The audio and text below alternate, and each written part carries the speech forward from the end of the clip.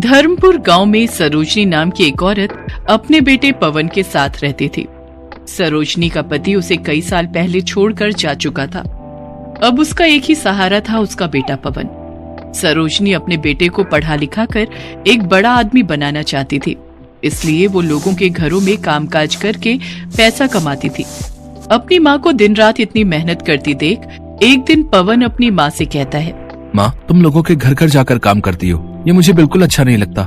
मैं पढ़ाई छोड़कर कुछ काम ढूंढ लेता हूँ। नहीं मेरे बच्चे, मैं खुद चाहे कितना भी कष्ट उठा लूं, पर तू अपनी पढ़ाई मत छोड़ना। भगवान करे तू पढ़ लिख कर बहुत बड़ा आदमी बने, तेरी बहुत अच्छी नौकरी लग जाए। मुझे तो बस उसी दिन का इंतजार है। पवन हनुमान जी का बहुत बड़ा भक्त था। वो दिन रात हनुमान जी की पूजा करता रहता था।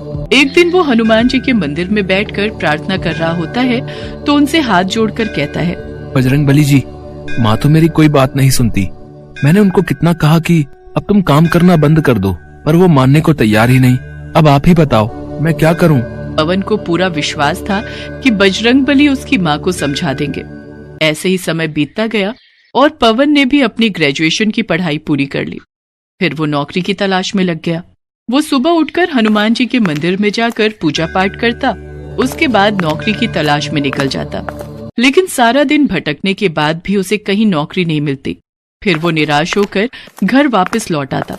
एक दिन उसे उदास देखकर सरोजनी ने कहा, पवन बेटा, तू इतना उदास क्यों है? आज नहीं तो कल तुम्हें नौकरी जरूर मिलेगी। हाँ, मैं कुछ दिन नौकरी की तलाश और करूंगा, लेकिन अगर फिर भी कहीं मुझे नौकरी नहीं मिली तो फिर मैं मेहनत मजदूरी ही कर लूंगा। नहीं बेटा, मैंने तुझे मजदूरी करने के लिए थोड़ी ही इतना पढ़ाया लिखाया है। तू कोशिश करता रहे, एक दिन सब ठीक हो जाएगा। अगले दिन सवेरे जल्दी उठकर पवन फिर से नौकरी की तलाश में निकल पड़ता है। अपने घर से कुछ दूर चलने पर ही उसे अपने स्कूल के पुराने मास्टर जी मिल जाते हैं। नमस्कार मास्टर जी, कैसे हैं आप? मैं बिल्कुल ठीक हूँ पवन, तुम बताओ तुम कैसे हो? अच्छा, वैसे तुम कहीं जा रहे हो? मैं तो तुम्हारे घर ही आ रहा था। हाँ मास्टर जी, मैं नौकरी की तलाश में निकला हूँ। खैर आप बताइए, आपने कहा आप मेरे घर ही आ रहे थे, कुछ काम था क्या? हाँ बेटा, पास के ही अयोध्या गांव में एक मास्टर जी पढ़ाते थे, लेकिन अब वो रिटायर हो चुके हैं। उनकी जगह पर कोई नए मास्टर जी आने वाले थे, लेकिन वो आ नहीं पाए। अगर तुम एक हफ्ते तक उस स्कूल के बच्चों को पढ़ा सको तो प्रिंसिपल से कहकर तुम्हारी नौकरी परमानेंट करवा सकता हूँ। तुम्हारी माँ की हालत देखकर मुझे तुम्हारा ख्याल आया और मैंने तुमसे बिना पूछे ही तुम्हारी बात प्रिंसिपल से कर ली है। अब तुम मेरी जुबान का मान रखो और अच्छे से उस स्कूल में जाकर बच्चों को पढ़ाना शुरू कर दो। ये सुनकर पवन बहुत खुश होता है। आपका बहुत बहुत शुक्रिया मास्टर जी, पर क्या आप मुझे बताएंगे कि वहाँ केवल एक हफ्ता ही क्यों पढ़ाना है? बेटा, वहाँ और भी बहुत से टीचर्स आएंगे, लेकिन जो एक हफ्ता अच्छे से बच्चों को पढ़ा पाएगा केवल उसी की नौकरी पक्की होगी। समझ लो, ये तुम्हारा इम्तिहान है पक्की नौकरी पाने का। जी मास्टर जी, आपका बहुत बहुत शुक्रिया। इसके बाद पवन घर आकर अपनी माँ को सारी बात बताता है। सरोजनी ये बात सुनकर बेहद खुश होती है। फिर वो बजरंगबली के सामने हाथ जोड़कर कहता है, हे बजरंगबली, मुझे ये परमानेंट सरकारी नौकरी दिलवा दीजिए। मैं उम्र भर आपकी सेवा करता रहूंगा। अगले दिन पवन ने अपना इंट्रोडक्शन प्रिंसिपल को जाकर दिया। उसके बाद प्रिंसिपल ने उसको क्लास में पढ़ाने के लिए भेज दिया। क्लास में पहुंचते ही सभी बच्चे पवन मास्टर जी से कहते हैं, गुड मॉर्निंग टीचर। लेकिन तभी वो कहता है, बच्चों, गुड मॉर्निंग नहीं, राम राम कहा करो, इससे भगवान राम तुम्हारे सारे काम बना देंगे। बच्चों को नए मास्टर जी बहुत अच्छे लगते हैं। वो सारा दिन बच्चों को रामायण सुनाते रहते और उनको सारी चौपाइयां याद करवा देते। ऐसे ही एक हफ्ता बीत गया। फिर प्रिंसिपल क्लास में आते हैं। तभी सब बच्चे राम राम कहकर उनको वेलकम करते हैं। उसके बाद प्रिंसिपल उनसे पूछते हैं, बच्चों, तुम्हें मास्टर जी ने क्या क्या सिखाया, कुछ बताओ। तभी सब बच्चे एक एक करके प्रिंसिपल को रामायण की चौपाइयां सुनाने लगते हैं। साथ ही सभी बच्चों को सारी की सारी रामायण मुख जुबानी याद हो गई होती है। ये देखकर वो हैरान होकर कहने लगते हैं, अरे मास्टर जी, आपने तो कमाल ही कर दिया। इतना तो हम कई सालों तक नहीं सिखा पाते जितना आपने एक हफ्ते में सिखा दिया। आपकी नौकरी पक्की हुई। आपका ऑफर लेटर मैं आपके मास्टर जी के हाथ भिजवा दूंगा। आप अपना सामान लेकर आ जाना। अगले दिन सुबह होते ही मास्टर जी पवन के घर पहुंच जाते हैं और उसका दरवाजा खटखटाते हुए कहते हैं, अरे पवन, अरे ओ पवन, दरवाजा खोल बेटा। तभी दरवाजा खोलते हुए पवन बाहर आता है। अरे आप, नमस्ते मास्टर जी, अब इतनी सुबह सुबह कैसे आना हुआ? आइए, अंदर आइए। पवन की माँ चारपाई पर लेटी हुई होती है। नमस्ते बहन जी, क्या हुआ? आपकी तबीयत कुछ ठीक नहीं लग रही। हाँ मास्टर जी, पिछले एक हफ्ते से माँ बहुत बीमार थी, लेकिन अब उनकी हालत में काफी सुधार है। मुझे माफ कीजिएगा, इसी कारण मैं स्कूल में पढ़ाने नहीं आ पाया। ये सुनकर मास्टर जी हैरान रह जाते हैं। अब ये तुम क्या कह रहे हो? उस स्कूल के प्रिंसिपल ने तो मुझे तुम्हारा ज्वाइनिंग लेटर देते हुए कहा है कि तुम्हारी नौकरी पक्की हो गई है। ये सुनकर पवन हैरान रह जाता है। उन्होंने मुझसे कहा कि पवन ने बच्चों को इतना अच्छा पढ़ाया जैसे कि आज तक कोई पढ़ा ना सका। लेकिन मैं तो वहाँ गया ही नहीं, मैं तो यहीं घर पर रहकर माँ की सेवा कर रहा था। ये कैसे हो सकता है? प्रिंसिपल साहब ने तो खुद मुझसे कहा है कि पवन ने तो बच्चों को राम नाम की बहुत अच्छी शिक्षा दी है। सभी बच्चों को चौपाइयां और रामायण याद हो गई है। पर मेरी समझ में नहीं आ रहा कि जब तुम नहीं गए तो वहां तुम्हारी जगह कौन गया था, और अब तो तुम्हारी नौकरी भी पक्की हो गई।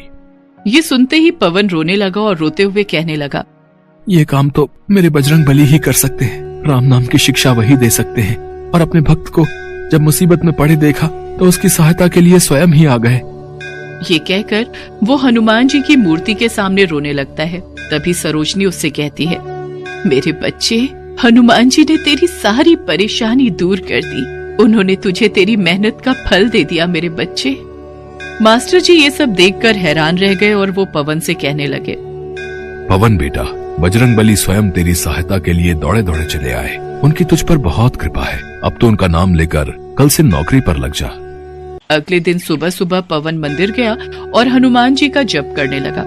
उसके बाद वो स्कूल जाकर अच्छे से बच्चों को पढ़ाने लगा। इसके बाद वो हर रोज स्कूल जाने से पहले और आने के बाद हनुमान जी के मंदिर जरूर जाता और वहां बैठकर ध्यान लगाता। इसके बाद उनके अच्छे दिन आ गए। सरोजनी ने भी काम छोड़ दिया। अब उन्हें किसी चीज की कोई कमी न थी। सरोजनी और पवन अच्छे से अपनी जिंदगी व्यतीत करने लगे।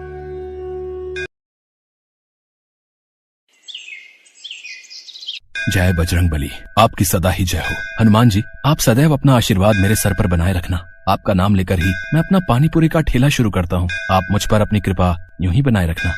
आओ आओ, बढ़िया ताजी स्वादिष्ट चटपटी पानी पूरी खाओ। ऐसी पानी पूरी आज तक नहीं खाई होगी। 10 रुपए में 20 पानी पूरी, सस्ती और खस्ता भी। आओ आओ। पानी पूरी का ठेला, लच्छू पानी पूरी वाला। मेरे ठेले के सामने एक नया ठेला लग गया। भोला पिछले कई सालों से पानीपुरी का ठेला चला रहा था। वो हनुमान जी का परम भक्त था और रोजाना हनुमान मंदिर में दर्शन करते हुए वो अपना ठेला लेकर काम पर जाता था। भोला ने अपने ठेले पर भी हनुमान जी की एक फोटो लगा रखी थी, जिस पर वो रोजाना पानीपुरी शुरू करने से पहले हनुमान जी को पानीपुरी का भोग लगाता था।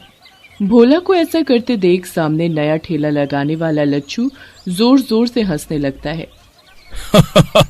ऐसा तो भाई पहली बार देखा है? हनुमान जी पानी पूरी खाते हैं। कैसे बेवकूफ लोग हैं जो भगवान को पानी पूरी खिलाते हैं। देखो भैया, तुम यहाँ नए आए हो, इसीलिए अपनी हद में रहो। मेरा मजाक उड़ाने की कोई जरूरत नहीं है। अपने काम से काम रखो। मैं तुम्हें कुछ नहीं कह रहा। इसका मतलब ये नहीं कि तुम मुझे कुछ भी बोलते जाओगे। ऐसा है, अब यहाँ मैं आ गया हूँ। अब मेरा पानी पूरी का ठेला ज्यादा चलने वाला है। तुझे तो मैं कुछ ही दिन में यहाँ से तेरे हनुमान जी के साथ गायब कर दूंगा, समझा? लच्छू बदमाश टाइप का आदमी था।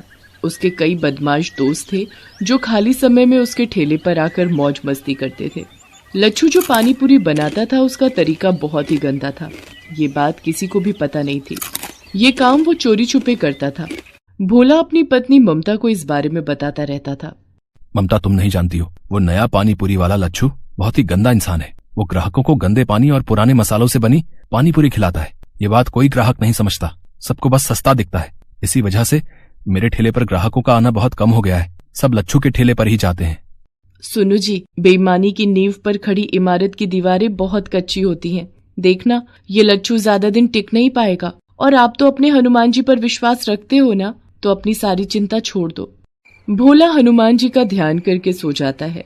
अगले दिन भोला जब अपना ठेला लेकर बाजार पहुंचता है तो उसके ठेले पर कुछ बदमाश आ जाते हैं। ओए, पानी पूरी खिला तो जरा, देखें तेरी पानी पूरी में कितना स्वाद है। जी अभी खिलाता हूँ, ये लीजिए। कल्लू भाई, पानी पूरी में ज्यादा स्वाद नहीं है। थोड़ा तीखा और मिला बे। मेरा दोस्त कई दिनों बाद आया है, इसे जी भर के पानी पूरी खिला। तभी 2 आदमी और आ जाते हैं और वो भी उन्हीं दोनों बदमाशों के दोस्त होते हैं।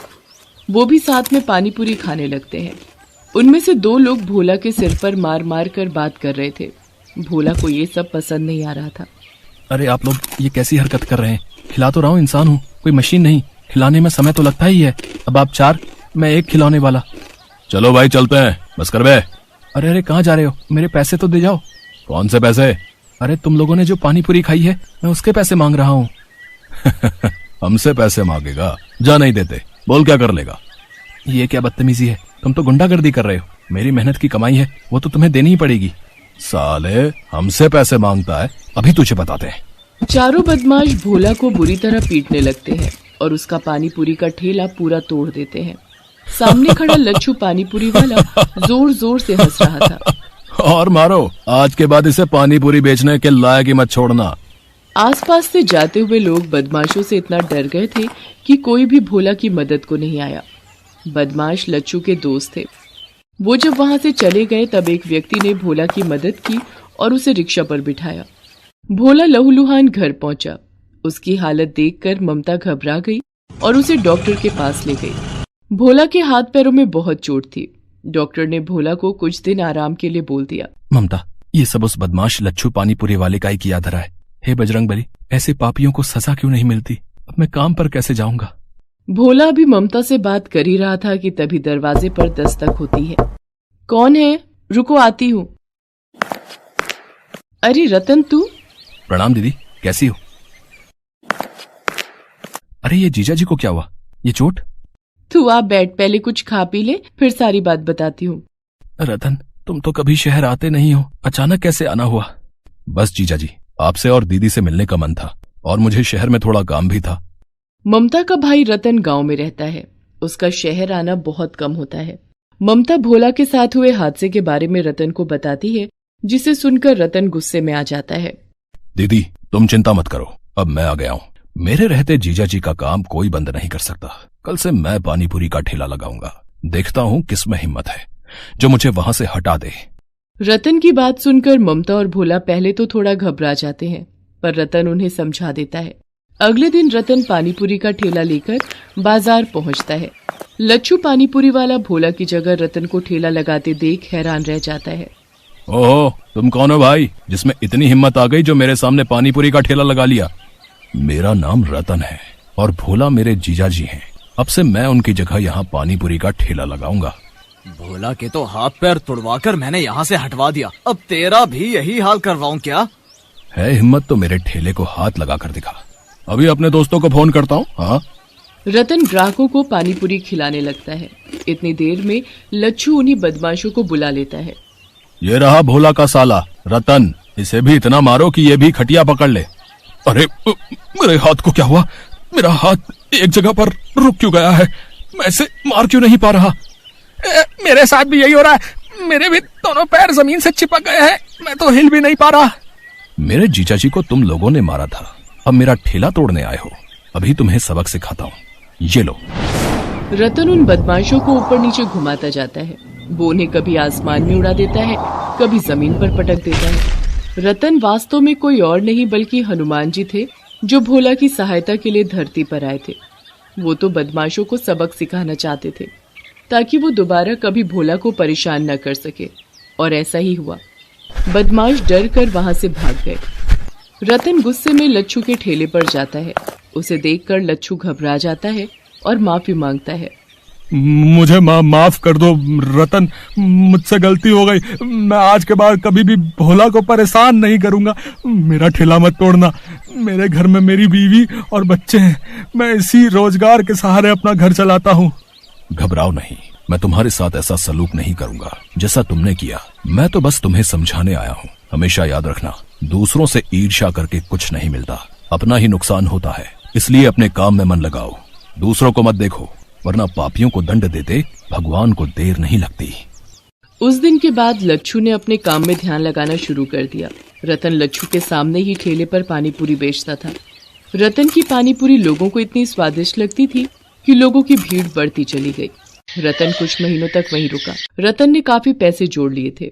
वो पैसे उसने भोला के हाथ में दिए। जीजा जी, ये पानीपुरी की कमाई के रुपए हैं। अब आप इन रुपयों से अपनी एक दुकान और मकान खरीद सकते हो। मैं कल सुबह ही गांव वापस चला जाऊंगा। आपकी तबीयत में भी अब सुधार है और मेरा काम भी यहाँ पूरा हो चुका है। रतन, तुमने सचमुच मेरी बहुत मदद की है, मानो हनुमान जी ने तुम्हें मेरी सहायता के लिए भेज दिया हो। भोला की बातों को सुनकर रतन मुस्कुरा देता है। इतनी देर में ममता को एक फोन आता है। हेलो दीदी, कैसी हो? पता चला जीजा जी का एक्सीडेंट हो गया था। मैं कल सुबह माँ के साथ उन्हें देखने आ रहा हूँ। ठीक है, मैंने सोचा मैं तुम्हें बता दूं। अगर फोन पर रतन है तो सुनो जी, ये कौन है? ममता को घबराता देख हनुमान जी अपने असली रूप में आ जाते हैं। उन्हें सामने खड़ा देख भोला और ममता दोनों की आंखों में आंसू आ जाते हैं। प्रभु, आप मेरी मदद को आए। आपकी महिमा अपरंपार है प्रभु। भोला, तुम्हें तो पता ही है, जब भी कोई भक्त सच्चे हृदय से मेरी पूजा और उपासना करता है, मैं उसकी मदद के लिए अवश्य आता हूँ। तुम मेरे सच्चे भक्त हो। हमेशा ऐसे ही ईमानदारी और मेहनत से काम करते रहना। मेरा आशीर्वाद सदैव तुम्हारे साथ है। इतना कहकर हनुमान जी अंतर ध्यान हो गए। भोला ने उन रुपयों से एक दुकान और एक मकान खरीद लिया और अपनी पत्नी ममता के साथ खुशी खुशी जीवन बिताने लगा।